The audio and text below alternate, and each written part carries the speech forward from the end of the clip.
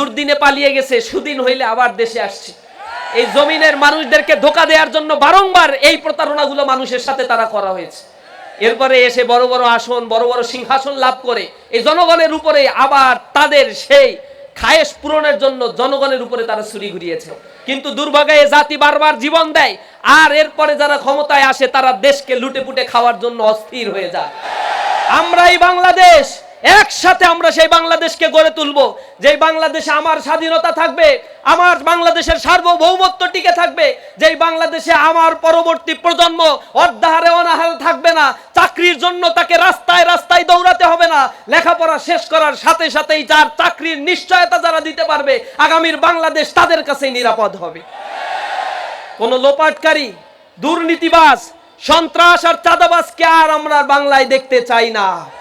এজন্য আর একটা কালচারাল বিপ্লব দরকার, কালচারাল রিভলিউশন দরকার। সেই সাংস্কৃতিক বিপ্লব আমাদের মনে মনে গেঁথে দিতে হবে। এই দেশের সঠিক ইতিহাসগুলো আমাদেরকে জানতে হবে, এ জাতিকে আবার জাগ্রত করতে হবে। আমরা হাজী শরীয়তুল্লাহর উত্তরসূরি, আমরা তিতুমিরের উত্তরসূরি, আমরা মুসা বিন নুসাইরের উত্তরসূরি, আমরা তারেক বিন জিয়াদের উত্তরসূরি। আমরা রক্ত দিতে পারি, কিন্তু কোন বেরিয়াদের কাছে আমার ভূখণ্ড আমি ইজারা দিতে পারি না। যদি এখন আমরা সতর্ক না হই, এখনো যদি ঘুমিয়ে ঘুমিয়ে দিন কাটাই, মোবাইল আর অ্যান্ড্রয়েডে ফেসবুকে সময় কাটিয়ে দিয়ে মনে করি একটা পরিবর্তন আসবে, না নামলে কখনো পরিবর্তন আসে না। আল্লাহ কোনো জাতির ভাগ্য ততক্ষণ পরিবর্তন করেন না যতক্ষণ না পর্যন্ত সে জাতি তার নিজের ভাগ্য পরিবর্তনের জন্য চেষ্টা করে। আমাদের সমাজ আজ কোথায় গিয়েছে আমরা দেখতে পাই। শিক্ষা ব্যবস্থায় শিক্ষিত হয়ে চরিত্রের চরম অধপতন নেমে গিয়েছে। তরুণ সমাজ মাদকের করাল গ্রাসে নিমজ্জিত হয়ে পড়েছে। তারা সেটা করার আগে যেটা করেছিল, এই অঞ্চলে মক্তবের শিক্ষা ব্যবস্থা ছিল, এবং ব্রিটিশরা যখন এই অঞ্চল মুসলমানদের কাছ থেকে, স্বাধীন সুলতানদের কাছ থেকে এখান থেকে দখল করেছিল, নারকীয় হত্যাকাণ্ড তারা চালিয়েছিল। সর্বশেষ মোগল সম্রাটের সামনে সকালবেলা খাবারের ট্রে নিয়ে আসছে, সেই ট্রের মধ্যে তার দুই ছেলের আর এক কন্যা সন্তানের মাথা মস্তক কাটা অবস্থায় ট্রেতে করে ঢেকে নিয়ে এসে মুঘল সম্রাটের সামনে তারা পেশ করছে। এমন নারকীয় তাণ্ডব তারা চালিয়েছিল। এরপর তারা এখানে ক্ষমতা দখল করার পরে তারা বাংলার মানুষদেরকে পছন্দ করতো না। এখানের ঢাকা এবং মুর্শিদাবাদ, যেটা আমাদের রাজধানী ছিল, এই রাজধানীকে শিফট করে কলকাতা নগরী তারা গড়ে তুলেছিল। এই কলকাতা নগরী ছিল তৎকালীন সময়ের সবচেয়ে অনুন্নত এবং একেবারে অন্ধকার যুগে নিমজ্জিত একটা শহর। ব্রিটিশদের যোগাযোগের সুবিধার জন্য এই অঞ্চলকে গড়ে তোলা তাদের জন্য দরকার ছিল। তারা ঢাকা থেকে এবং মুর্শিদাবাদ থেকে সকল সম্পদ দিয়ে কলকাতা নগরীতে শিফট করলো। 8-10 বছরের ব্যবধানে কলকাতা তাদের উপযোগী করে গড়ে তুললো, ঢাকা এবং মুর্শিদাবাদকে তারা ফেলে দিল। এরপরে একটি কৃত্রিম সংকট তারা তৈরি করেছিল 1769 সালে। এখানে তারা যত ফসল উৎপাদিত হয়েছে সব ফসল তারা কিনে নিল। এরপরে একই কৃষকের কাছে ওই ফসল আবার কয়েক গুণ দামে তারা যখন বিক্রি করলো, এর মধ্য দিয়ে ন্যাচারাল ডিজাস্টার আর ম্যানমেড ডিজাস্টার এটা মিলে 1770 সালে একটা বড় দুর্যোগ এই অঞ্চলে সংগঠিত হয়েছিল, যেটাকে শিল্পাচার্য জয়নুল আবেদিন তার প্রকাশ করেছিল 76-এর মনোত্তর হিসেবে। 1770 সালে 1176 সালে এই দুর্ঘটনা ঘটেছে, যেখানে ব্রিটিশদের নথিপত্র থেকে জানা যায় প্রায় 1/3 মানুষ সেখানে মৃত্যুবরণ করেছিল। ব্রিটিশদের নথিপত্রে লেখা আছে 1,55,00,000 মানুষ সেখানে মৃত্যুবরণ করেছিল, আর বেসরকারি হিসেব অনুযায়ী এখানে প্রায় 2 কোটি মানুষ সেদিন অর্ধাহারে অনাহারে না খেতে পেরে মৃত্যুবরণ করেছিল। যারা জীবিত ছিল নিউট্রিশনের অভাবে তারাও ধুকে ধুকে জীবন পার করছিল। এটা হচ্ছে আমরা বঙ্গোপদেশের ইতিহাস। এখান থেকে মুক্তি পাওয়ার জন্য আজাদির সন্তানেরা তখন লড়াই করেছিল। সেখানে তারা ব্রিটিশদের তক্তপোষের বিরুদ্ধে এই বঙ্গপ্রদেশ থেকেই প্রথম তারা তাদের বিদ্রোহের দানা বেঁধে উঠেছিল। তারা বিপ্লবী স্লোগান দিয়েছিল, পরিবর্তনের ডাক মানুষের কারণকরে পৌঁছে দেওয়ার জন্য তারা আজাদির ডাক দিয়েছিল। সে আজাদির নেতৃত্বে ছিল ফকির মজনু শাহ, যিনি অল্প কিছু মানুষ নিয়ে এই আন্দোলনের সূত্রপাত ঘটিয়েছিলেন। পরবর্তীতে অল্প কিছুদিনের ব্যবধানে সেই সংখ্যাটা সন্ন্যাসীদের সাথে নিয়ে ফকির সন্ন্যাসী বিদ্রোহ এক বিশাল এক বিদ্রোহে পরিণত হলো, যা ব্রিটিশদের জন্য রীতিমতো একটা থ্রেটের কারণ হয়ে দাঁড়ালো। তারা রেড টেররের তালিকায় ফকির মজনু শাহর নাম লিখে ফেললো, তাকে হত্যা করার জন্য অভিযান প্রেরণ করলো। ফকির মজনু শাহ সহ বিপ্লবীদেরকে নিশ্চিহ্ন করার জন্য তখন অভিযান প্রেরণ করা হয়েছিল, তাদেরকে হত্যা করা হয়েছিল, কিন্তু বিপ্লবী চেতনা মরে যায় নাই। যুগে যুগে এই বিপ্লবীরা বেঁচে থাকে। তারই পথ ধরে হাজী শরীয়তুল্লাহ দুদু মিয়া এই অঞ্চলে তাদের জন্ম হয়েছিল। তারা আজাদির সন্তানেরা লড়াই করে গিয়েছে। 1757 সালে সিপাহী বিদ্রোহ হয়েছিল। এর পরবর্তী দীর্ঘ সময় ধরে গোলামীর জিঞ্জিরের মধ্যে এই বাংলার মানুষকে আবদ্ধ রাখা হয়েছিল, রানীর শাসন স্থাপন করা হয়েছিল। শুধু রানীর শাসন দেওয়া হয় নাই, এখানে আইন পরিবর্তন করা হয়েছিল। এবং এখন পর্যন্ত ব্রিটিশ যে আইন আমরা পড়াশোনা করি, যে আইনে আমাদের বিচার করা হয়, এগুলো সব 1906 সাল, 1908 সাল, এরপরে 1867-68 এই সময়ে এই বেয়ার অ্যাক্টগুলো তৈরি করা হয়েছে, যার উপরে ভিত্তি করে স্বাধীন বাংলাদেশেও এখনো পর্যন্ত বিচার কার্য, আইন, আদালত, অ্যাডমিনিস্ট্রেশন, জুডিশিয়ারি সবকিছু পরিচালিত হচ্ছে। এই ব্যবস্থাপনা আমাদের দাসত্বের জিঞ্জিরে আবদ্ধ করে রেখেছে। এই গোলামি থেকে আমরা মুক্ত হতে পারি নাই। আর দ্বিতীয় হচ্ছে, আমাদের শিক্ষা ব্যবস্থাকে ভঙ্গুর করে দিয়ে আমার তরুণ প্রজন্ম, নতুন প্রজন্ম, উদীয়মান তরুণ প্রজন্মকে ধ্বংস করে দেওয়ার জন্য সকল মেকানিজম তারা তৈরি করেছিল। এর সাথে যুক্ত হয়েছে দীর্ঘ সময়ের ভারতীয় আধিপত্যবাদের একটি নীল নকশা। ভারতীয় আধিপত্যবাদ যখন আমাদের সাথে 1947 সালে দেশ বিভক্ত হওয়ার কথা ছিল, তখন বাংলার এই অঞ্চলের মানুষেরা স্বাধীনতা চেয়েছিল। স্বাধীনতার বিরুদ্ধে সবচেয়ে শক্তিশালী অবস্থান সেদিন নিয়েছিল জওহরলাল নেহেরু, গান্ধী, বল্লভভাই প্যাটেল। এই তিনজন মিটিংয়ে বসে বলেছিল যে না, আমরা বাংলাকে স্বাধীন দেখতে চাই না, বাংলা স্বাধীন হবে না, বাংলা একটা প্রদেশ থাকবে। তবে বঙ্গভঙ্গে 1905 সালে যে সীমানা নির্ধারণ করা হয়েছিল, এই সীমানার আলোকেই ভারতীয় জাতীয়তাবাদের ভিত্তিতে বঙ্গ প্রদেশ থাকবে, কিন্তু ভারতীয়দের অধীনে একটা অঙ্গপ্রদেশ হিসেবে সেটা থাকবে। বাংলার মুসলমানরা বলেছিল আমরা সেটা চাই না, বাঙালিরা আলাদা প্রদেশ চাই। অথবা দীর্ঘ সময় ধরে যে দাঙ্গার কারণে, সালিম দাঙ্গা, নোয়াখালী রায়টের মধ্য দিয়ে হাজার হাজার মুসলমানদেরকে, হিন্দুদেরকে হত্যা করা হয়েছিল। মুসলমানরা একটা সেপারেট ভূখণ্ড চায়, ভারতের তৎকালীন নেতৃত্ব সেই ভূখণ্ড চায় নাই। তখন বাংলার মুসলমানরা বলেছিল ঠিক আছে, এই সীমানা যদি তোমরা বাঙালিদেরকে দিতেই চাও, তাহলে আমাদেরকে আলাদা সীমানা দাও, আর পশ্চিমবঙ্গের যে বাঙালি মুসলমানগুলো, হিন্দুরা রয়েছে বাঙালি, সেই বাঙালিদের সব একসাথে করে আমাদেরকে দিয়ে দাও, আমরা একটা স্বাধীন সার্বভৌম একটা রাষ্ট্র গঠন করি। তারা সেখানে রাজি হয় নাই। এরপরে পাকিস্তানের সেই আজাদি আন্দোলনে একসাথে মিলেমিশে বাংলাদেশের মুসলমানেরা নিরঙ্কুশভাবে সমর্থন দিয়ে সেখানে পাকিস্তানের সাথে একীভূত হয়ে গিয়েছিল। সেইখানে দীর্ঘ 23 বছর ধরে আবার পাকিস্তান শাসক গোষ্ঠী, পাকিস্তানের মিলিটারি শাসনের 12 বছর বঞ্চনা, লাঞ্ছনা, গঞ্জনার কারণে বাংলার মানুষেরা আবার আজাদির স্বাদ পেতে রাস্তায় নেমে এসেছিল। সে সময় তাদের স্লোগান দেওয়া হয়েছিল 3টি: সাম্য, মানবিক মর্যাদা আর সামাজিক সুবিচার। এর ভিত্তিতে যখন আমাদের স্বাধীনতার যুদ্ধের ঘোষণাপত্র দেওয়া হয়েছিল সাম্য, মানবিক মর্যাদা আর সামাজিক সুবিচার প্রতিষ্ঠার জন্য, সেদিন কুলি মজুর, দিনমজুর, খেটে খাওয়া মানুষ, কৃষক, যুবা, শ্রমিক সবাই রাস্তায় নেমে এসেছিল। হোক সে প্রশিক্ষিত অথবা সে অর্ধ প্রশিক্ষিত, অথবা নাই থাকুক তার প্রশিক্ষণ। সেদিন কিন্তু যারা রাজনীতি করত, সেই শেখ মুজিবুর রহমান, তিনি অপেক্ষা করছিলেন কখন তাকে গ্রেপ্তার করা হবে। দেশ ছেড়ে পালিয়ে গেছে, জনগণকে রাস্তায় ফেলে দিয়ে চলে গেছে। এরকম নেতা আমরা অনেক দেখছি। দুর্দিনে পালিয়ে গেছে, সুদিন হইলে আবার দেশে আসছে। এই জমিনের মানুষদেরকে ধোকা দেওয়ার জন্য বারংবার এই প্রতারণাগুলো মানুষের সাথে তারা করা হয়েছে। এরপরে এসে বড় বড় আসন, বড় বড় সিংহাসন লাভ করে এই জনগণের উপরে আবার তাদের সেই খায়েশ পূরণের জন্য জনগণের উপরে তারা ছুরি ঘুরিয়েছে। 1971 সালের মুক্তিযুদ্ধে সাধারণ মানুষের যে অবদান ছিল, এরপরে একটা দল এসে নিজের মতো করে সংবিধান রচনা করলো, আর সেই সংবিধানের কোনো পারমিশন নাই, কিছু না। 1971-এর আগে যেই গণপরিষদ তৈরি হয়েছিল 1970 সালের নির্বাচনে, যে নির্বাচন ছিল প্রচন্ড কারচুপি এবং একেবারে এক কেন্দ্রিক, এক চেটিয়া ব্যালট বাক্স চুরি করার একটা নির্বাচন। সেই নির্বাচনে যারা নির্বাচিত হয়েছিল একটা দলের মধ্য দিয়ে, তাদেরকে নিয়েই তারা আবার সেই সংবিধান গণপরিষদে তারা পাশ করেছিল। এটা মুক্তিযুদ্ধে যারা অংশগ্রহণ করেছিল, বীর সেনানী যারা সেনাপতি ছিল, সেক্টর কমান্ডার ছিল, তাদের সাথে স্পষ্ট উপহাস। এ কারণে সেক্টর কমান্ডাররা বিদ্রোহ করেছিল। মেজর আব্দুল জলিল বিদ্রোহ করেছিল, তাকে কারাগারে নেওয়া হয়েছে, তাকে মানে একেবারে স্বাভাবিক মৃত্যুবরণ করতে দেওয়া হয় না। একটা সেক্টর কমান্ডারও স্বাভাবিকভাবে মৃত্যুবরণ করতে পারে নাই। এই দেশের পক্ষে যখন কথা বলেছে তখন তাদেরকে জেলে নেওয়া হয়েছে, এক্সট্রা জুডিশিয়াল কিলিং করা হয়েছে তাদেরকে। এটা ছিল এই দেশের ইতিহাস, যে ইতিহাসগুলো শুনতে দেওয়া হয়নি, বলতে দেওয়া হয়নি। যারা আমরা বলেছি তাদেরকে কারাগারে, অন্ধকার প্রকোষ্ঠে, আয়না ঘরে নিক্ষেপ করা হয়েছিল, জুলুম নির্যাতন করে মুখ বন্ধ করা হয়েছিল, মিডিয়া ট্রায়ালের মাধ্যমে আমাদেরকে আলাদা করে দেওয়া হয়েছিল। জাতির মধ্যে একটা ফেতনা ফ্যাসাদ আর বিভাজনের রাজনীতি তৈরি করে দেশকে এগিয়ে যেতে দেওয়া হয় নাই। 1972 সালের পর থেকে এই দেশে রীতিমতো সেই এক নারকীয় হত্যাযজ্ঞ একদলীয় নীতি, বাকশাল কায়েম করে মানুষের সকল বাক স্বাধীনতাকে হরণ করা হয়েছিল। 1974 সালে দুর্ভিক্ষ তৈরি হয়েছিল তাদের লুটপাট করার কারণে, আওয়ামী ফ্যাসিবাদের লুটপাটের কারণে।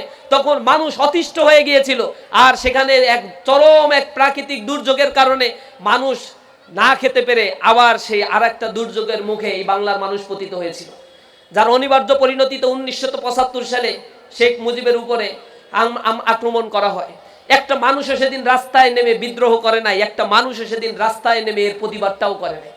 মানুষ বুঝেছিল যে দেশটা হয়তো কিছুটা মুক্তি পাবে, স্বাভাবিক গণতন্ত্রের ধারা এখন প্রবাহিত হবে।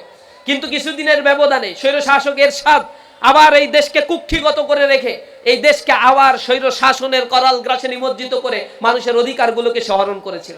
1990 সালে মানুষ রাস্তায় নেমেছিল, জীবন দিয়েছিল, কিন্তু দুর্ভাগ্যে জাতি বারবার জীবন দেয়, আর এরপরে যারা ক্ষমতায় আসে তারা দেশকে লুটে পুটে খাওয়ার জন্য অস্থির হয়ে যায়। পরবর্তীতে যখন গণতন্ত্রের কিছু স্বাভাবিক ধারা প্রবাহমান ছিল, কনস্পাইরেসি করা হয়েছিল। ভারতীয় আধিপত্যবাদ এখানে মাথাচাড়া দিয়ে এসেছে। রয়ের এস্টাবলিশমেন্ট যখন প্রতিষ্ঠিত হয়ে গিয়েছিল, তারা এদেশের জনগণের দৃষ্টি ফেরানোর জন্য তাদের কালচারাল হিজিমনি এখানে স্টাবলিশ করেছিল। তাদের ভারতীয় সব চ্যানেলগুলো এখানে তারা চালু করে দিত, বাংলার কোনো চ্যানেল ভারতীয় চালু করা হয় নাই। তারা তাদের মতো করে একটা প্রেসক্রিপ্টের শিক্ষা ব্যবস্থা চাপিয়ে দিছে, যে শিক্ষা ব্যবস্থায় শিক্ষিত হওয়ার পরে চাকরি পাওয়ার জন্য আরো 4 বছর পড়াশোনা করতে হয়। যে শিক্ষা ব্যবস্থায় শিক্ষিত হওয়ার পরে মায়ের চোখের পানি ঘষে না, বাবার জন্য ওষুধ কেনার টাকা সন্তান জোগাড় দিতে পারে না, একটা চাকরির অভাবে অর্ধাহারে অনাহারে জীবন পার করে, আবার বিপ্লবের ডাক দিতে হয়, এমন একটা শিক্ষা ব্যবস্থার অভিশাপ আমাদের ঘাড়ে চাপিয়ে দেওয়া হয়েছিল। ফ্যাসিবাদ তখন তাদের মতো করে নিজস্ব আঙ্গিকে একটা ডেভেলপমেন্ট করলো, বললো উন্নয়নের মহাসড়কে জনগণকে উঠাই দিবে। এই মহাসড়কে জনগণকে উঠিয়ে দিয়ে তলা সব ফাঁকা করে দিয়ে $234 বিলিয়ন দেশের বাইরে পাচার করে দিচ্ছে। যে টাকাগুলো এই দেশের মধ্যে থাকতে 7 বছরের ডেভেলপমেন্ট বাজেট বাংলাদেশে করা সম্ভব ছিল। এই দেশের 30 লক্ষ মানুষ যে বেকার রয়েছে, এই বেকারদের কর্মসংস্থানের সুযোগ করার সুযোগ ছিল, তাদের দক্ষ করে বিদেশে পাঠিয়ে আরো রেমিটেন্সের পরিমাণ বিলিয়ন ডলার বাড়ানোর সুযোগটা ছিল, কিন্তু সেটা করে নাই। যুবকরা যত শিক্ষিত হবে তত এম্পাওয়ার্ড হবে, সোসাইটি যত বেশি সাস্টেনেবল ডেভেলপমেন্ট হবে, তত নেতাদের পিছনে লোক যে ঘুরবে না, এই জিনিসটা তখন তারা বুঝতে পেরেছিল হারে হারে।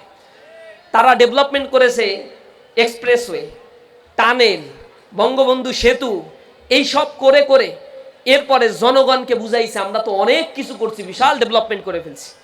ওদিকে সম্পদের পাহাড় এমন কুক্ষিগত করা হয়েছে, 5% মানুষের কাছে 95% সম্পদ জব জিম্মি হয়ে গেছে। বাকি 95% মানুষ 5% সম্পদ ভোগ করছে। 26,000 কোটি টাকা, 26,000 কোটি টাকা ঋণ খেলাপির দায়ে অভিযুক্ত মানুষদেরকে আবার সংসদ সদস্য বানাবে। এরা যখন সংসদ সদস্য হবে তারা আবার এই ব্যাংকগুলো লোপাট করবে না? জাতি কি মুক্তি পাইল? এত রক্তের তাহলে পরিণতিটা কোথায় চলে যাচ্ছে? জিম্মি হয়ে গেছে একটা ভিসাজ সার্কেলের কাছে, দুষ্ট চক্রের কাছে। রক্ত দেয় কারা আর বেনিফিশিয়ারি হয় কারা? এখন আর সেই তামাশা চলবে না। জাতি এখন জেগে উঠেছে ইনসাফের পক্ষে, ন্যায়ের পক্ষে, কল্যাণ প্রতিষ্ঠার জন্য। এখন রক্ত দিয়ে হলো আগামীর বাংলাদেশকে আমরা বিনির্মাণ করব ইনশাআল্লাহ। আমরা এই বাংলাদেশ একসাথে আমরা সেই বাংলাদেশকে গড়ে তুলব, যেই বাংলাদেশে আমার স্বাধীনতা থাকবে, আমার বাংলাদেশের সার্বভৌমত্ব টিকে থাকবে, যেই বাংলাদেশে আমার পরবর্তী প্রজন্ম অর্ধাহারে অনাহারে থাকবে না, চাকরির জন্য তাকে রাস্তায় রাস্তায় দৌড়াতে হবে না, লেখাপড়া শেষ করার সাথে সাথেই যার চাকরির নিশ্চয়তা যারা দিতে পারবে, আগামীর বাংলাদেশ তাদের কাছেই নিরাপদ হবে। কোন লোপাটকারী, দুর্নীতিবাজ, সন্ত্রাস আর চাঁদাবাজকে আর আমরা বাংলায় দেখতে চাই না। এজন্য আর একটা কালচারাল বিপ্লব দরকার, কালচারাল রিভলিউশন দরকার। সেই সাংস্কৃতিক বিপ্লব আমাদের মনে মনে গেঁথে দিতে হবে। এই দেশের সঠিক ইতিহাসগুলো আমাদেরকে জানতে হবে, এ জাতিকে আবার জাগ্রত করতে হবে। আমরা হাজী শরীয়তুল্লাহর উত্তরসূরি, আমরা তিতুমিরের উত্তরসূরি, আমরা মুসা বিন নুসাইরের উত্তরসূরি, আমরা তারেক বিন জিয়াদের উত্তরসূরি। আমরা রক্ত দিতে পারি, কিন্তু কোন বেরিয়াদের কাছে আমার ভূখণ্ড আমি ইজারা দিতে পারি না। প্রিয় উপস্থিতি, সামনে সেই সুবর্ণ সুযোগ আমাদের আসছে। ভারতীয় আধিপত্যবাদ আমাদের কাছ থেকে বিদায় নিয়েছে, কিন্তু তাদের এস্টাবলিশমেন্ট আবার রিএস্টাবলিশমেন্টের জন্য চেষ্টা করে যাচ্ছে। সতর্ক হতে হবে। যদি এখন আমরা সতর্ক না হই, এখনো যদি ঘুমিয়ে ঘুমিয়ে দিন কাটাই, মোবাইল আর অ্যান্ড্রয়েডে ফেসবুকে সময় কাটিয়ে দিয়ে মনে করি একটা পরিবর্তন আসবে, না নামলে কখনো পরিবর্তন আসে না। আল্লাহ কোনো জাতির ভাগ্য ততক্ষণ পরিবর্তন করেন না যতক্ষণ না পর্যন্ত সে জাতি তার নিজের ভাগ্য পরিবর্তনের জন্য চেষ্টা করে। আমাদের সমাজ আজ কোথায় গিয়েছে আমরা দেখতে পাই। শিক্ষা ব্যবস্থায় শিক্ষিত হয়ে চরিত্রের চরম অধপতন নেমে গিয়েছে। তরুণ সমাজ মাদকের করাল গ্রাসে নিমজ্জিত হয়ে পড়েছে। স্কুল কলেজ ইউনিভার্সিটিতে পড়া 50% অধিক যুবক আজ মাদক আসক্ত হয়ে পড়েছে। বাবা মা ক্রন্দন করে, আমাদের কাছে এসে অসহায় আত্মসমর্পণ করে বলে, আমার ছেলেটাকে তুমি একটু দেখো, আমার মেয়েটাকে একটু দেখো। মাদকে আজকে শেষ হয়ে যাচ্ছে, বাবা মার কথা শুনছে না, একটা সার্কেল তৈরি হয়ে যাচ্ছে, লেখাপড়া করছে না, অনলাইনে আসক্ত হয়ে পড়ছে, কিশোর গ্যাংয়ের সাথে যুক্ত হয়ে যাচ্ছে। এই সমাজ ব্যবস্থা তো আমরা চাই নাই।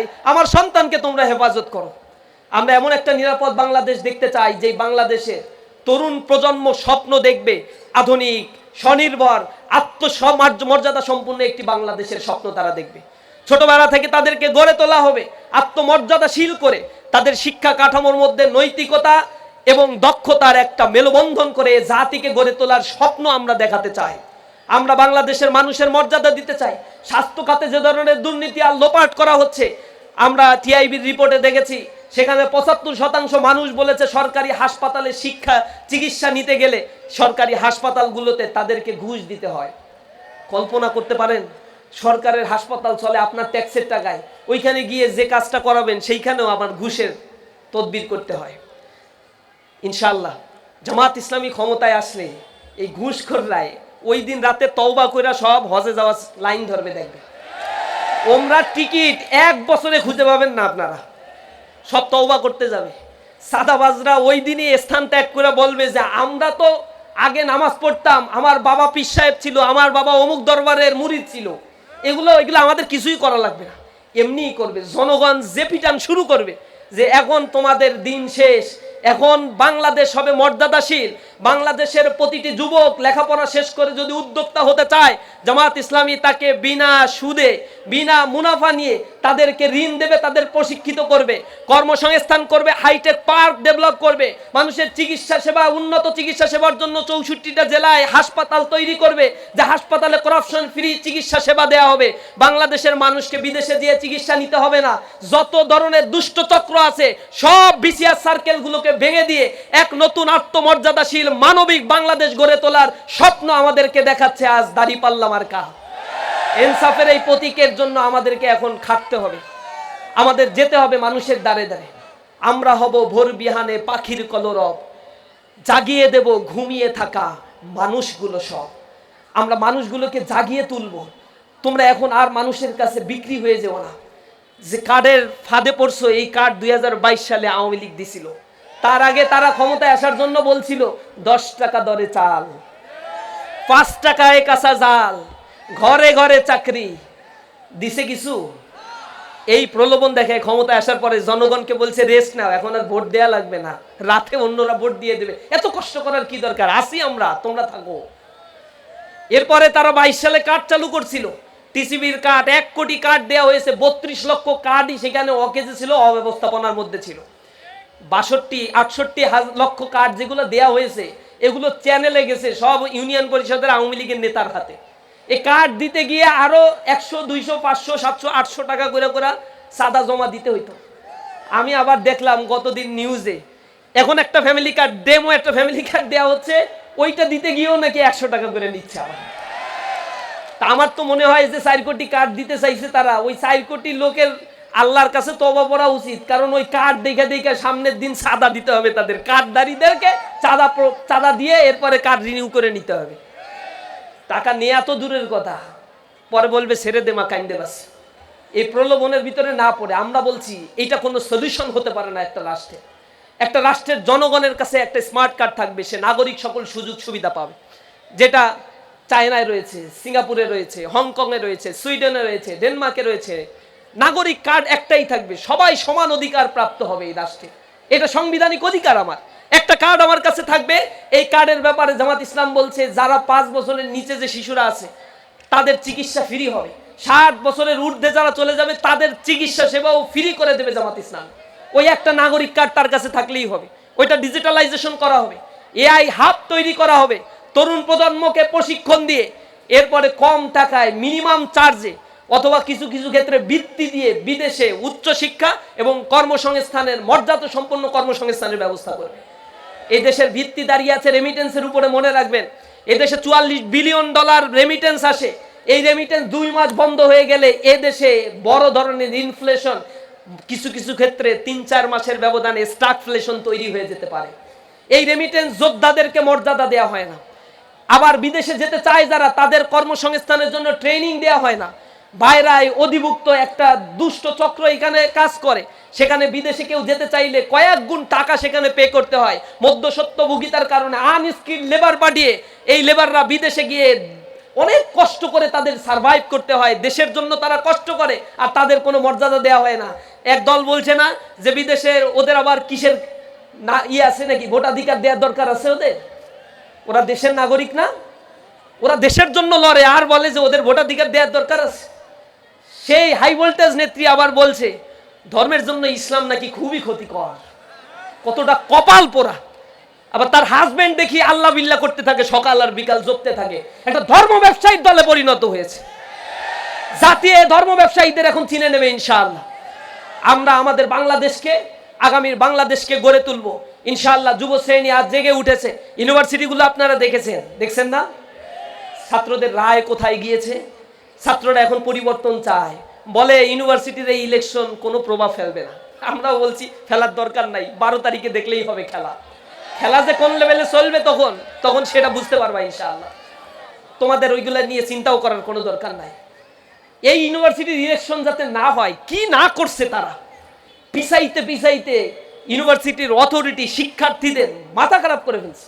সর্বশেষ একটা ব্যাপার তো দেখছেন, ছাত্ররা যাতে ভোট দিতে, ওরা বলে 17 বছর আমরা ভোটাধিকারের জন্য নাকি লড়াই করছি, এখন ভোটাধিকার হরণ করার জন্য সিইসির সামনে আন্দোলন করছে। দুই দিন এরা অবরোধ করে রাখছে। শেষমেশ যখন দেখে যে কাজ হচ্ছে না, তখন সর্বশেষ দিন হাইকোর্টকে ব্যবহার করে হাইকোর্টে তাদের আইনজীবীদেরকে দিয়ে জোরপূর্বক হাইকোর্টের স্টে অর্ডার দিয়ে নির্বাচন বন্ধ করতে বাধ্য হয়েছে। কিসের ভয়? ভয়টা কিসের? হারার ভয়ে খেলে না। এই ভয়টা এখনো আবার শুরু হয়ে গেছে।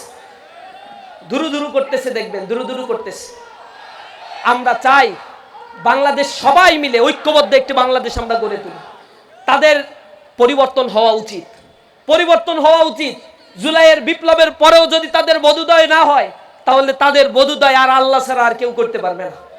নিকট অতীত থেকে শিক্ষা নেওয়ার জন্য আমরা তাদের বলবো, দীর্ঘদিনের তারা আমাদের সঙ্গী ছিল, জুলুম নির্যাতনের শিকার হয়েছে। আমরা একসাথে জেলে এক পাশে বসে বসে খাবার খেয়েছি, কত ঘনিষ্ঠতা ছিল। কিন্তু ক্ষমতার মোহ তাদেরকে আবার সেই নষ্ট পথে নিয়ে যাচ্ছে। অন্য কেউ তাদেরকে হয়তো প্রলোভন দেখাচ্ছে। আমরা বলবো সোজা পথে আসেন।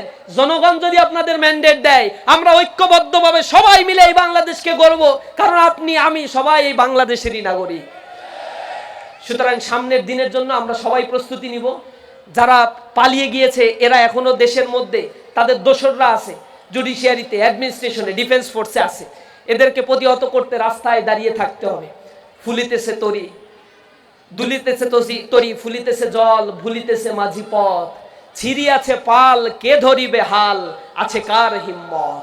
কে আছো জোয়ান, হও আগুয়ান, হাকিছে ভবিষ্যৎ, এ তুফান ভারী, দিতে হবে পারি, নিতে হবে তরি পার। আমরা এই তুফান ভারী পথে আমরা তরি পার করবই। আমাদের কণ্টকাকীর্ণ পথকে আমরা আমাদের দুর্জয় সাহস দিয়ে রুখে দেব ইনশাআল্লাহ। সবাইকে আগামীর বাংলাদেশ গড়ে তোলার উদাত্ত আহ্বান জানিয়ে আমার কথা শেষ করছি। আসসালামু আলাইকুম রহমতুল্লাহি ওয়া বারাকাতুহু।